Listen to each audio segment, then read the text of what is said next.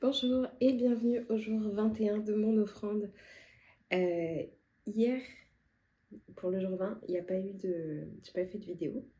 Hem, voilà, aujourd'hui, c'est la vidéo du jour 21 et aujourd'hui, mon offrande, j'aimerais vraiment pouvoir parler de, de l'amour fraternel, de l'amitié fraternelle, vraiment comme un sujet de reconnaissance.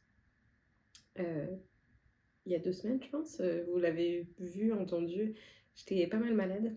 J'ai eu de la toux, j'ai eu de la fièvre, j'ai eu une sorte de grippe, gastro, quelque chose de pas ouf. Dans cette période, en fait, c'était la semaine où, c'était la jeunesse qui s'occupait du temps de jeûne et prière et on parlait autour des, dons des vertus chrétiennes, qu'on peut lire dans 2 Pierre, le chapitre 1, à partir, du verset 5.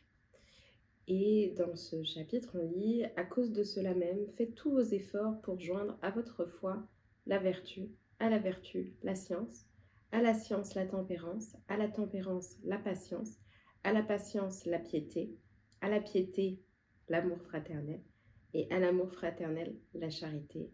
La charité, on sait qu'on peut aussi le traduire par l'amour.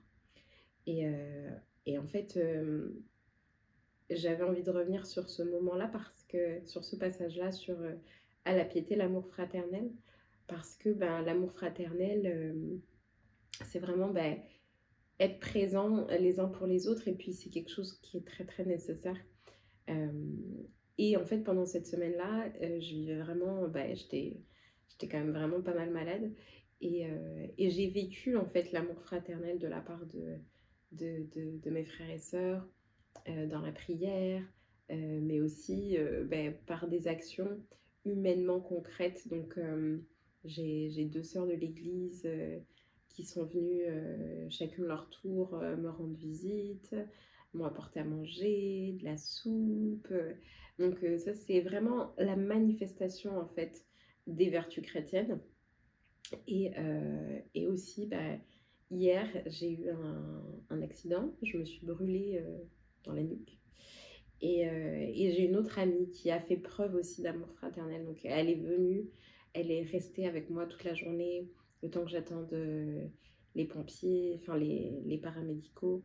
Hem, Elle m'a accompagnée à l'hôpital, elle m'a ramenée à la maison, elle a pris soin de moi vraiment et vraiment, on voit souvent l'amour comme l'amour romantique ou l'amour, familial d'un parent.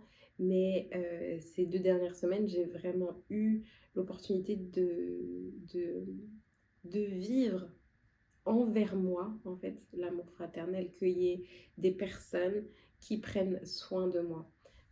Aujourd'hui, suite à à ma brûlure, j'ai eu des visites, des amis de l'église, une sœur de l'église qui m'a emmenée à manger. Donc il y a vraiment comme cette communauté, en fait, qui se lève, à un moment où il y a un besoin, en fait, qui se fait ressentir.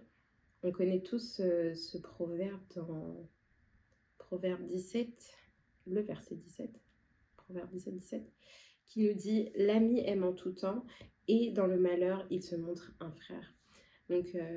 C'est vraiment pour dire que, on est là pour vivre, en amitié, en amour fraternel. On est là pour vivre des belles choses, on est là pour vivre des célébrations, des joies.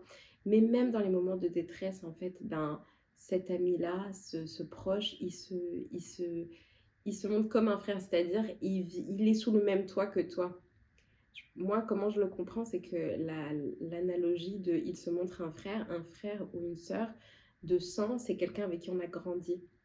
C'est quelqu'un qui connaît, tous les détails de pourquoi on est comme on est, parce que les influences parentales, comment on a été élevé, tout ça, ça a un impact.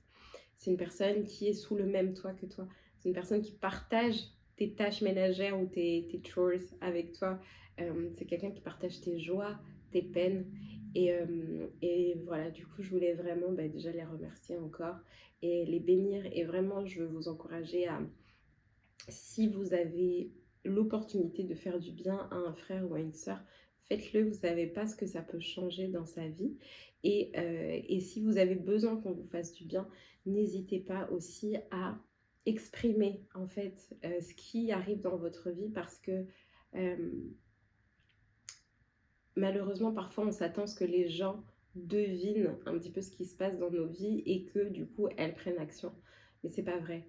Si vous manifestez un besoin, si vous manifestez une détresse, si vous manifestez une difficulté, je suis sûre que vous allez être surpris de voir quelles sont les personnes qui vont se lever pour venir vous accompagner, pour vous aider et pour vivre ce verset, ce passage de Proverbe 17 qui nous dit l'ami aime en tout temps et dans le malheur, il se montre un frère.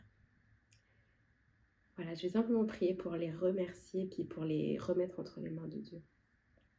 Père éternel, merci pour cette nouvelle journée, Seigneur, que tu me donnes de vivre. Merci parce que toi, en toutes choses, tu es fidèle et merci parce que tu nous as donné, Seigneur, dans ta parole, des outils, tu nous as donné, Seigneur, des encouragements, des lignes de conduite, Seigneur, et dans le chapitre 1 de 2 Pierre, on peut vraiment lire les vertus chrétiennes, les valeurs chrétiennes selon lesquelles tu veux que nous vivons. Et vraiment, Seigneur, je veux vraiment bénir, Seigneur, les amis, les frères et sœurs, Seigneur, qui, dans ce temps de détresse, dans ce temps de maladie, Seigneur, et ben, se sont montrés comme un frère, Père éternel. Tu sais que toi, tu les as envoyés sur mon chemin pour les bons, mais aussi pour les moments de difficulté.